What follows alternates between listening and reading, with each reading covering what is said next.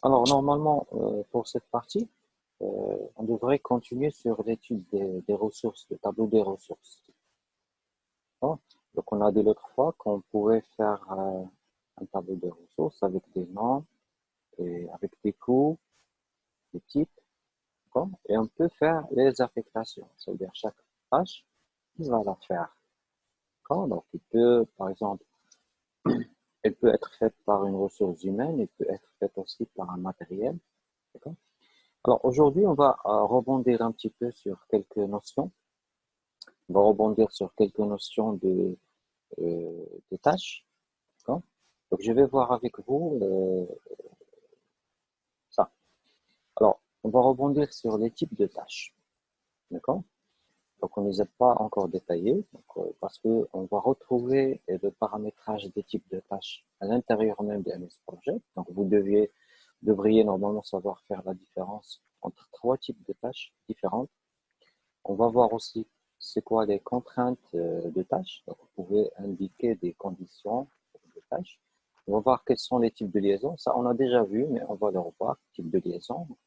Et à la fin, on va revenir aux ressources pour spécifier comment peut-on définir plusieurs coûts pour la même ressource. C'est-à-dire le paiement de la ressource, que ce soit le taux horaire, le taux supplémentaire. Vous allez voir qu'on peut définir plusieurs coûts différents. Ça peut aller jusqu'à 18 coûts différents pour chaque ressource. OK. Alors, on commence. Donc, vous pouvez prendre des notes en même temps que, voilà, j'explique. Alors, pour ce qui est des types de tâches, donc, les types de tâches, il y en a trois. Donc, il y a les tâches qui ont une durée fixe. C'est-à-dire, vous pouvez dire à votre logiciel que la tâche peindre la chambre qui dure 3 jours, même si je lui affecte plusieurs ressources, donc la durée ne doit jamais changer. En fait, le logiciel, il est là pour calculer et recalculer. Donc, si vous apportez des modifications dans le projet, bah, peut-être les durées vont changer automatiquement. Alors, on est censé, dans certaines tâches, fixer la durée. Par exemple, vous dites, je veux que la durée soit fixe. La durée des études, hein, c'est 10 mois. Hein. Même si j'affecte plusieurs professeurs, je ne veux pas qu'à la fin, qu'elle soit rétrécie à 5 ou 6 mois. Je veux qu'elle reste toujours sur 10 mois. Alors, dans ce cas-là, on doit fixer la durée. On trouve aussi comment fixer le travail. Donc, le travail, c'est lorsqu'il s'agit de la masse horaire. C'est l'effort. Okay, la masse horaire, on peut aussi fixer et aussi fixer la capacité. Donc, où est-ce qu'on trouve ça sur le logiciel? Alors, je vais partager avec vous le MS Project, mon MS Project, pour comme ça, je puisse vous montrer où on peut-on paramétrer cela. Alors, supposons que ça, c'est un projet. Donc, ce projet-là, on a déjà fait, c'est la remise des diplômes. Alors, par exemple, la durée, définir les dates. Okay. Cette tâche-là, je veux, par exemple, fixer sa durée. Je veux que sa durée reste toujours 1 heure. Je ne veux pas qu'elle change. Avec les affectations, elle peut changer. Alors, ce que je fais, je vais cliquer 2 fois sur la tâche. Ça. Alors, sur la fenêtre qu'on voit ici, bien sûr, il y a le nom de la tâche, voilà, la durée, etc. Mais il y a ici avancer. Alors, dans la fenêtre, l'onglet avancé, donc on trouve qu'il y a ici le type de la tâche. Alors, vous pouvez spécifier pour une tâche donnée quel est le type qu'elle va en avoir. Ça veut dire qu'il peut être par défaut ses capacités fixes, ça veut dire le nombre de ressources est fixe. La durée que vous allez saisir peut être fixe ou la masse horaire, c'est-à-dire on travaille 8 heures par jour, 1 ou 6 heures par jour, donc on veut fixer le travail. La durée, par contre, elle est en jours. Par exemple, vous dites que aujourd'hui, on va étudier MS Project. Donc, ça ne veut pas dire qu'on va étudier 24 heures. Okay. Donc, il y a une différence entre la durée et le travail. Donc, on va travailler MS Project pendant 40 minutes cette journée. Donc, la durée et le travail, sont deux choses différentes. La capacité, c'est combien de personnes, combien de ressources vont y participer. D'accord? Alors, donc, pour chaque tâche donnée, vous pouvez spécifier son type. C'est ce qu'on est en train d'expliquer là. Donc, comment peut-on spécifier le type de la tâche? Alors, pour les tâches,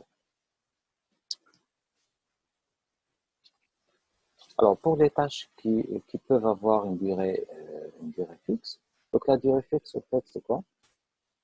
Donc, une tâche à durée fixe conserve sa valeur dans le champ durée pour ajuster les prévisions du projet. Donc, Microsoft Project calcule les unités de ressources lorsque le travail des affectations est modifié.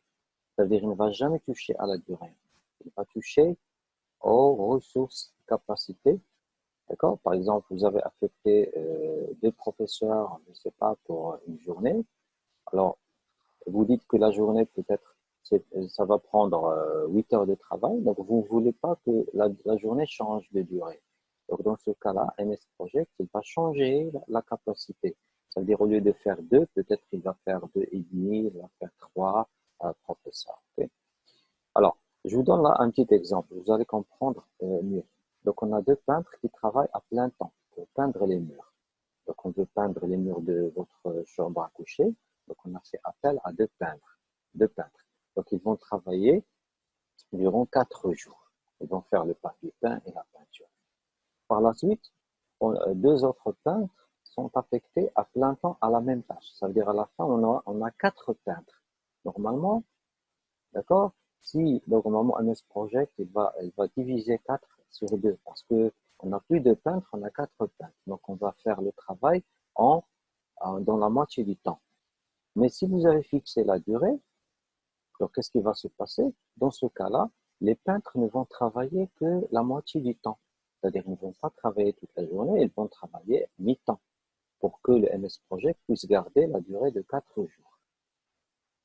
D'accord? Donc, cet exemple-là nous montre que même si on augmente le nombre de ressources, et si la durée de la tâche est fixée, dans ce cas-là, le MS Project ne va pas changer la durée. Il va travailler sur la capacité. Donc, on a dit la tâche, elle peut être de durée fixe. Elle peut, donc, dans ce cas-là, la durée ne va jamais changer, même si vous ajoutez d'autres ressources. Aussi, les tâches, elles peuvent être fixées au niveau du travail. Ça veut dire, si vous faites le travail, en fait, c'est le nombre d'heures.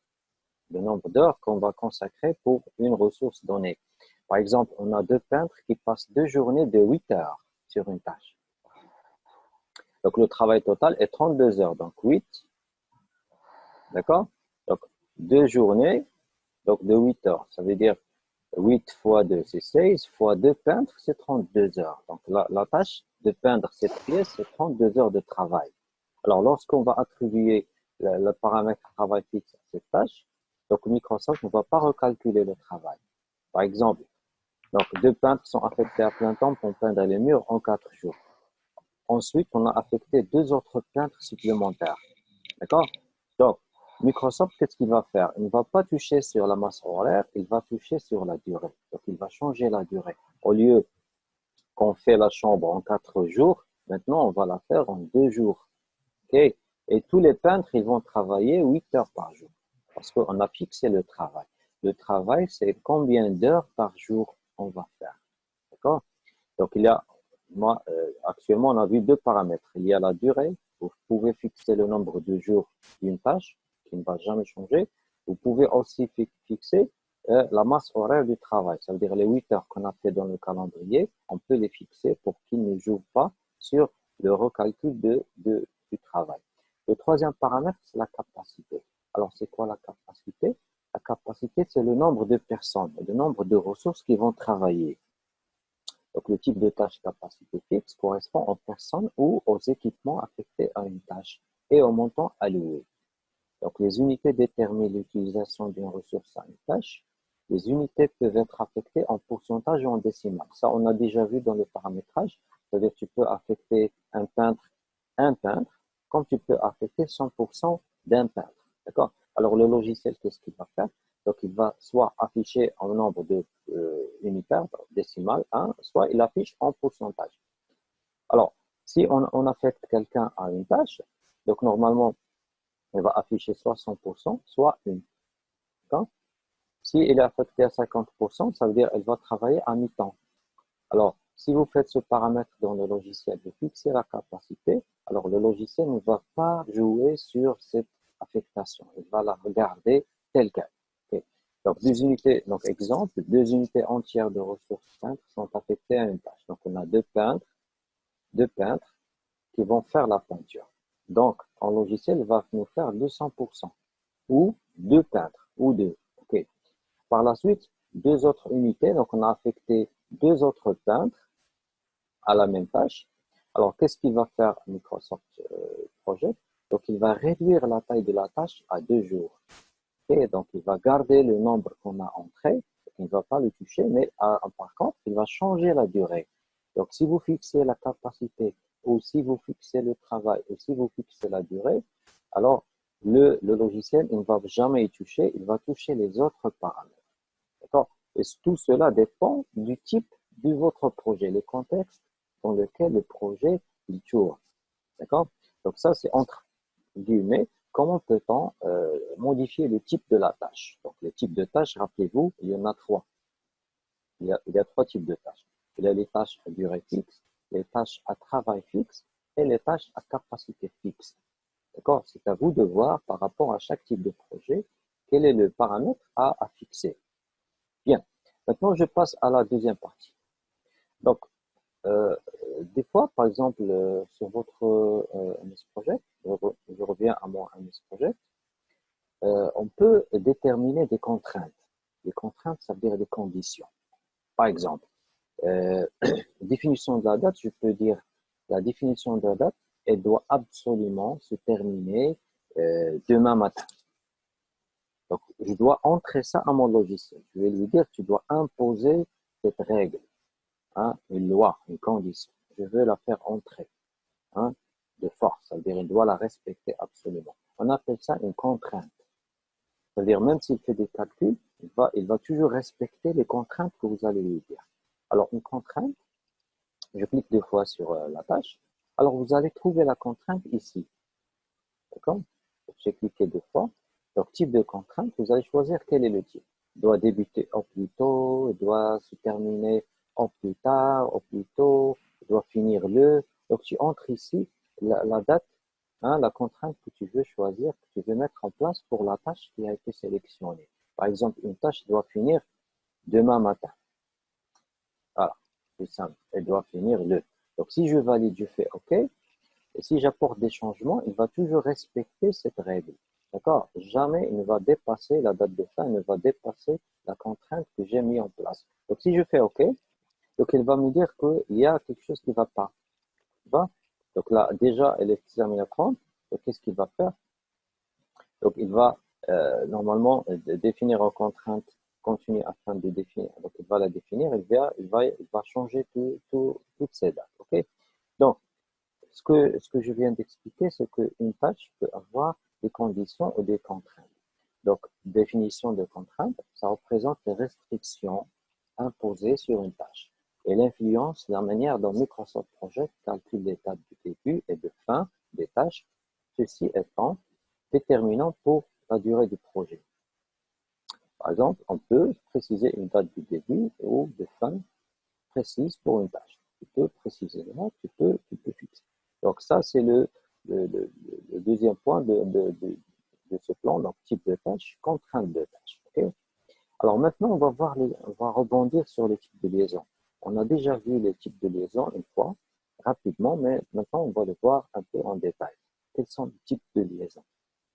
Alors, les types de liaison, en fait, les tâches qui constituent un projet peuvent être liées de plusieurs manières, selon qu'elles doivent débuter à la même date, se terminer à la même date, etc. Alors, Microsoft Project autorise 4 types de liaison de tâches. Donc, on a fin à début, d'accord? C'est ce qu'on voit ici. Fin à début, c'est la relation classique, d'accord? Ça veut dire une tâche se termine et normalement, la tâche suivante, elle commence. D'accord? Fin à début. On peut faire FD si on souhaite dans les prédécesseurs, mais souvent, c'est par défaut. Alors, il y a la tâche début à début, ça aussi, on a vu.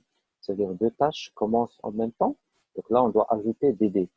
Par exemple, la tâche 26, 27. Donc, 27, son prédécesseur, c'est 26 DD. C'est-à-dire, elle doit commencer, ils ont le même début à début. Il y a fin à fin, c'est-à-dire là, vous faites en sorte à ce que les tâches, donc les deux, elles doivent se terminer. Hein. Si la tâche 2 se termine, donc vous obligez aussi à ce que la tâche précédente soit terminée aussi. D'accord? Elle ne peut pas terminer qu'après avoir terminé la tâche précédente. Donc elle termine en même temps, fin à fin. Donc la tâche B ne peut pas terminer avant A. La tâche B ne peut pas terminer avant A. C'est une règle. Alors, il y a début à fin. En fait, début à fin, c'est très rare qu'on trouve ça. Donc, la tâche B ne peut pas se terminer hein, avant le début de la tâche 1. C'est-à-dire la tâche 1, son début est conditionné par la fin de la tâche B. Donc là, pourquoi? Pourquoi ce genre de relation? Souvent, c'est dû à la manière où on a fait la saisie des tâches. Donc, normalement, ils sont inversés. Ils devaient être de cette manière, donc ils ont inversé.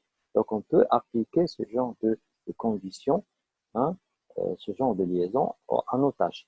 Alors, où est-ce qu'on trouve ça dans les logiciels? Où est-ce que cela est situé? Alors, si on revient à notre partage, à notre logiciel, alors au moment où vous allez faire les prédécesseurs, par exemple cette tâche-là, je vais cliquer deux fois. Alors, il y a prédécesseur. Alors, lorsque vous choisissez une tâche qui précède celle en cours, là, il vous montre le type de tâche. Alors, fin à début, début à début, fin à fin, début à fin. Vous voyez, le DF, il est là. Vous pouvez choisir le type de relation, le type de liaison, bien sûr, convenable à chacune des tâches. D'accord? Bien. Alors, ça, c'est pour rappeler les types de liaison par rapport, bien sûr, à ce qu'on a déjà fait. Alors, ce qu'on fait souvent, c'est la première. Hein? Alors, on a besoin aussi du DD, mais des fois, on peut ajouter ces deux autres liaisons, mais c'est un peu rare qu'on utilise les deux dernières. Alors maintenant, on va rebondir sur les ressources. Donc, l'autre fois, la dernière séance, on a discuté des tableaux des ressources. Je dis que dans un projet, on a un affichage spécial. On a un affichage spécial qui s'appelle le tableau des ressources. Alors, le tableau des ressources, en fait, c'est là qu'on indique les ressources humaines, les ressources matérielles et même aussi les ressources financières. C'est-à-dire si vous avez des subventions, si vous avez de l'argent qui entre, donc vous pouvez même indiquer les ressources financières si vous souhaitez. Alors, à côté, vous avez le type de la ressource. Est-ce que c'est une ressource qui travaille, souvent ressources humaines, une ressource matérielle, une ressource coût, une ressource peut-être qui va seulement utiliser un coût. Alors, l'étiquette matérielle, on a dit, pour chaque ressource, elle peut avoir un matricule, un code spécifique. Alors, les initiales, vous pouvez indiquer les initiales. Le groupe, peut-être que vous pouvez les classifier, par exemple, direction, ça c'est technique. Donc, direction, je peux choisir aussi directeur. Alors, traiteur, équipe. Alors, comptable. Traiteur. Alors là, c'est sous-traitant.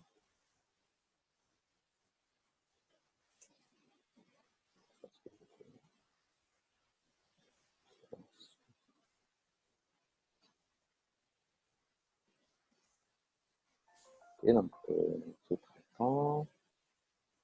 Ok. Alors, les invités. Alors, invité, c'est public. Et le public.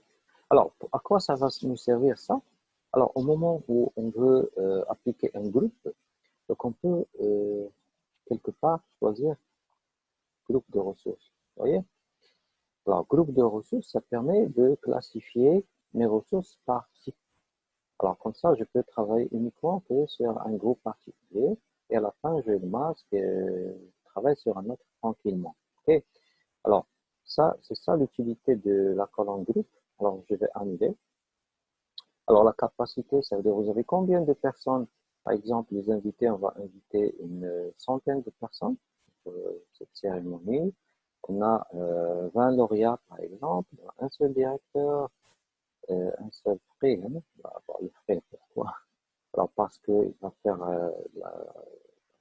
le Coran. Alors, l'équipe technique, on a deux techniciens, peut-être.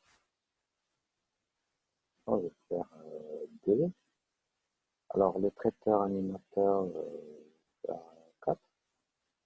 L'équipe, on est 10. D'accord, c'est comptable. Je ne sais pas la différence entre équipe administrative. Alors, l'administratif, on va faire 4. L'assistante, il y en a une.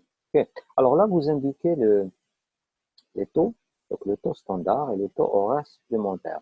Donc, si vous allez payer vos ressources par heure ou par jour ou par mois, donc il faut indiquer les montants ici. Alors, en fait, c'est ce que je vais vous expliquer, c'est comment travailler sur les montants. Alors, peut-être que l'équipe technique, les traiteurs animateurs, on va les payer, je ne sais pas, 200 dirhams l'heure. D'accord? Et à raison, ils vont travailler 4 heures. Alors selon ce qu'ils nous ont indiqué, donc s'ils travaillent plus, s'ils restent plus que 4 heures, alors chaque heure supplémentaire, ils vont être payés à 300 dirhams. D'accord? Donc, c'est là l'utilité de la colonne taux horaire supplémentaire. Donc, je vais réafficher mon groupe de ressources. Je vais travailler juste sur les sous-traitants. Okay? Alors, traiteurs administrateurs, ils vont travailler 300 dirhams. OK. Alors, la colonne coût par utilisation, c'est dans le cas où il y a une ressource, par exemple, qui va être payée une seule fois lorsque on va faire appel à elle. Par exemple, on a un notaire qui va nous remplir un papier, va faire les formalités. Donc, on va le payer uniquement une fois qu'il aura terminé le contrat, il va être payé. Donc, à chaque fois qu'on va appeler son notaire, on va le payer. Donc, il ne va pas être payé à l'heure, il n'a pas un prix supplémentaire, donc il a un coût par utilisation. Par exemple, un deuxième exemple, c'est lorsque on va faire une location. Par exemple, une location de voiture. Alors, chaque jour que vous allez appeler cette machine, cette voiture, vous allez payer à chaque fois que vous allez faire appel à cette machine. Alors, allocation, ça veut dire le prix, quand est-ce que vous allez la payer? Est-ce qu'avant qu'elle commence, ou, au fur et à mesure, ou à la fin? Donc, début, proportionnel, c'est au fur et à mesure, petit à petit, et à la fin. Et est-ce qu'il y a un calendrier spécial pour cette ressource ou est-ce qu'il travaille avec un calendrier standard, c'est-à-dire 8 heures par jour? Là, c'est 24 heures. Une machine qui tourne tout le temps, un générateur électrique, je ne sais pas, une pompe, etc. Alors, ça va 24. Équipe de nuit, hein, les gens de la gare, les permanences, etc. Donc, je garde mon calendrier standard. Alors là, il y a une spécificité pour le coût. Alors, dans ma présentation, alors, il y a des coûts de ressources. Donc, positionnez-vous sur l'onglet coûts.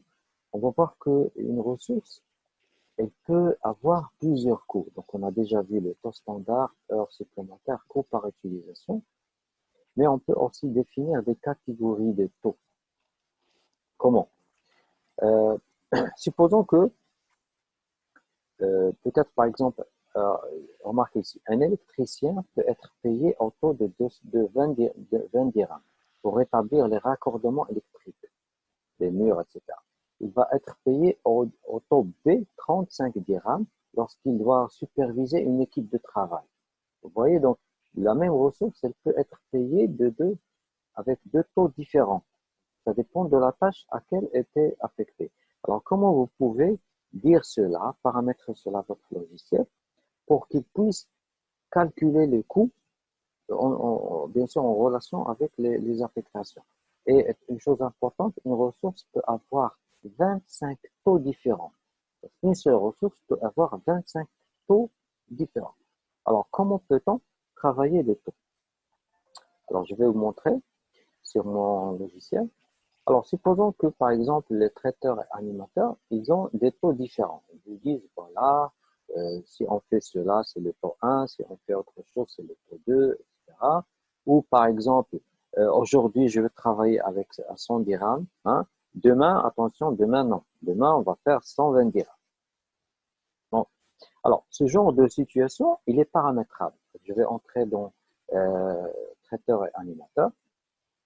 Remarquez, j'ai cliqué 2 fois sur la ressource, il m'affiche information sur la ressource. Alors, il y a bien sûr les informations, l'adresse email de cette ressource, etc. La disponibilité, est-ce qu'il a des vacances, et aussi on a les coûts.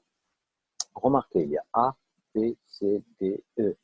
Et dans chacune de ces feuilles, on a une grande liste où on peut entrer des coûts. Alors, le coût, par défaut, c'est le coût qu'on trouve ici. C'est le coût qu'on a entré, 200, 300. Il est là. Alors, ça n'empêche d'ajouter une date d'effet. Par exemple, à partir du lundi prochain, le 30, cette ressource elle va être payée à 220 dirhams, au standard. Donc, le logiciel, automatiquement, qu'on a cette date, il va calculer sur la base de 220 dirhams. Il ne va pas calculer sur la base de 200. Et l'heure supplémentaire, selon ce qu'il m'a dit, ils vont travailler à 350 dirhams l'heure. À partir du lundi, donc le taux va augmenter. D'accord? Bon, ça n'empêche qu'on peut aussi ajouter peut-être cette ressource. Le traiteur et les animateurs, ils ont la première tâche qui est A. Ils peuvent aussi, ils vous disent, on peut vous aider, hein, si vous souhaitez, à faire la décoration, même si ce n'est pas notre mission. Donc, dans ce cas-là, on va faire la deuxième table B, il s'agit d'un autre métier, une autre fonction qu'ils vont exercer. Alors, s'ils font cette fonction-là, on va les payer seulement à 120 dirhams. D'accord? Je mets la même chose ici. Et si, par exemple, le traiteur nous dit, on peut aussi faire avec vous la distribution des diplômes. Alors, si vous voulez qu'on vous aide à ça, alors vous me donnez juste 100 dirhams. OK. Alors, comme ça, on a affecté plusieurs fonctions à la même ressource, mais avec des taux différents. Et même ces taux-là, ils peuvent varier selon les dates. Donc, on peut ajouter des dates et faire des variations. D'accord? Alors, c'est un peu avancé dans la gestion des coûts, hein, et bien sûr, ça répond à un besoin qu'on retrouve sur le terrain. Et comme ça va nous alléger la tâche. Au moment où on va faire les affectations, par exemple, je vais affecter, je ne sais pas combien il me reste, 2 minutes. Donc, je vais affecter, par exemple, une ressource. Alors, pour faire l'affectation, j'ai dit, c'est simple. Vous cliquez sur ce bouton-là, d'accord? Donc, il va vous montrer les ressources. Par exemple, définition des dates. Donc, c'est l'assistante qui va faire. Donc, je vais glisser l'assistante. Je vais placer ici. Voilà, elle a été ajoutée. Je peux ajouter, par exemple, le directeur aussi à la même tâche. Donc, je glisse directeur vers la tâche définition des dates. Alors, vous voyez, assistante pédagogique et directeur. D'accord? OK. Alors, je fais. Alors, ces deux tâches, en fait, ces deux ressources, ils ont été affectées à cette tâche-là. Alors maintenant, comment peut-on trouver, où est-ce qu'on peut trouver les tables de coûts A, B, C, D, où est-ce qu'on va les trouver? Alors si on clique 2 fois ici, on a les ressources, mais en fait, ces ressources-là, pardon, les ressources, elles sont là. Alors il va les affecter selon, bien sûr, le coût qu'on a indiqué. Alors, sachez que le directeur assistant n'a pas encore précisé le coût. Donc, je vais affecter des ressources qui ont un coût. Donc, il y a l'animateur, traiteur. Je pense qu'on a fait des coûts ici. Je vais cliquer sur...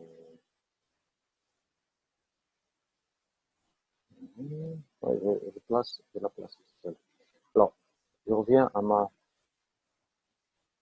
fenêtre que... Voilà. Donc, on voit qu'effectivement, elle a commencé à faire des calculs parce qu'on a déjà défini des coûts pour le traiteur et pour l'animateur. Mais là, on ne retrouve pas la table des tâches, la table des coûts. Donc, il n'y a pas le ABC. Donc, où est-ce qu'on va la retrouver? Alors, dans ce cas-là, vous devez faire un petit changement concernant l'affichage. Alors, vous devez appeler l'utilisation des tâches. D'accord? Donc, l'utilisation des tâches, donc, il va vous montrer une tâche et qui l'a fait. La tâche et qui fait la tâche. Par exemple, liste de lauréats, traiteur animateur. Définition d'étape est faite par ces gens-là. Et à côté, vous allez trouver qu'il y a un calendrier qui nous montre du lundi combien d'heures chaque ressource va travailler. Par exemple, le directeur il va faire 1 heure pour faire définition des dates. Alors, c'est là, en fait, qu'on va trouver la table. Donc, si je clique deux fois sur traiteur, j'ai appelé la fenêtre utilisation des tâches. Alors, utilisation des tâches veut dire que pour chaque tâche donnée, qui l'utilise. Alors, pour modifier le tableau des prix, alors je dois cliquer deux fois sur la tâche. Par exemple, je vais cliquer sur traiteur. Alors, c'est là, en fait, qu'on va retrouver la table des taux et des coûts. Vous voyez, A, B, C, D, E. Alors, A, c'est 440. D'accord? Alors, B, si vous avez bien sûr indiqué un prix spécifique, donc, il va automatiquement faire le calcul à partir de ce prix-là. Alors, la ressource traiteur, elle va travailler 2 heures pour faire lister lauréat. Et bien sûr, là, quand est-ce qu'il va commencer cette tâche et quand est-ce qu'il va la terminer? Donc, supposons qu'il va la terminer le 31.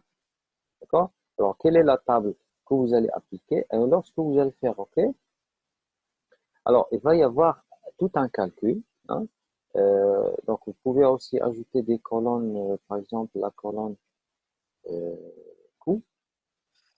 Vous allez trouver que le traiteur animateur, ils vont consommer 2860 dirhams du budget pour faire cette tâche-là, en se basant sur le coût que vous avez indiqué ici. Vous voyez, le coût a changé.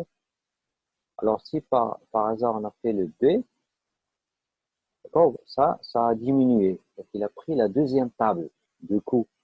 Alors, les coûts qui ont été planifiés, on va les retrouver. Par exemple, je vais faire C, je vais voir 1500, maintenant c'est 1300. Donc, ils ont exercé une autre fonction. Hein. C'est à moi de planifier cela. D'accord? Alors, je vais vous rappeler comment on a travaillé sur les tables. Donc, je vais faire un petit rappel, comment on a touché à ça. Alors, on doit normalement revenir à notre tableau de ressources. Alors, tableau des ressources, il est là.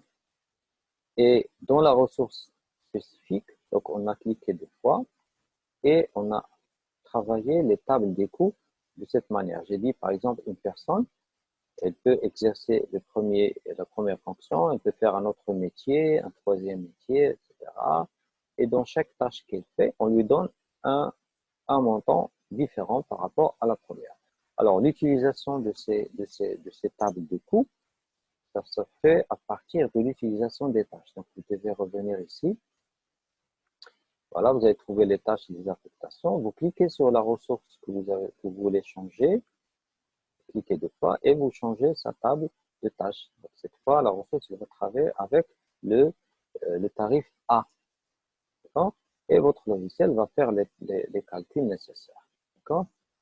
Alors, en fait, ce qu'on a vu aujourd'hui, c'est, voilà, je fais un petit rappel. Okay, donc, on a vu les types de tâches, les contraintes de tâches, les types de liaison et les coûts des ressources. Okay? Alors, ce fichier, vous allez le retrouver dans la plateforme Google Classroom. Je vais laisser la vidéo et le fichier. Il y a aussi un exercice que vous allez faire. Donc, c'est un exercice simple. Ça va vous rappeler comment faire un projet, comment le définir. D'accord? Donc, vous allez créer un nouveau projet, vous allez le paramétrer. D'accord? Vous allez entrer les informations de base. Vous allez indiquer les taux standards, les taux supplémentaires, le nombre d'heures, etc. Et vous allez travailler un nouveau calendrier. En entrant ces informations-là, vous enregistrez votre projet. D'accord? Oui, Alors, c'est bon pour tout le monde? C'est oui, clair? monsieur. C'est clair? Alors, sur ce, donc, on va se quitter. Donc, alors, pour ceux qui n'ont pas pu suivre, cette séance, donc, si vous avez un groupe WhatsApp, essayez de partager avec eux l'information. Ils doivent accéder à Google Classroom pour récupérer, bien sûr, le contenu de cette séance. OK? Oui, monsieur. D'accord. Alors, je vous souhaite une bonne journée. Alors, Monsieur, portez-vous bien. merci. Alors, s'il y a des questions, vous les posez dans les commentaires de la séance. OK? OK. D'accord, monsieur. Voilà. Au revoir. Au Au revoir. revoir, monsieur. Au revoir.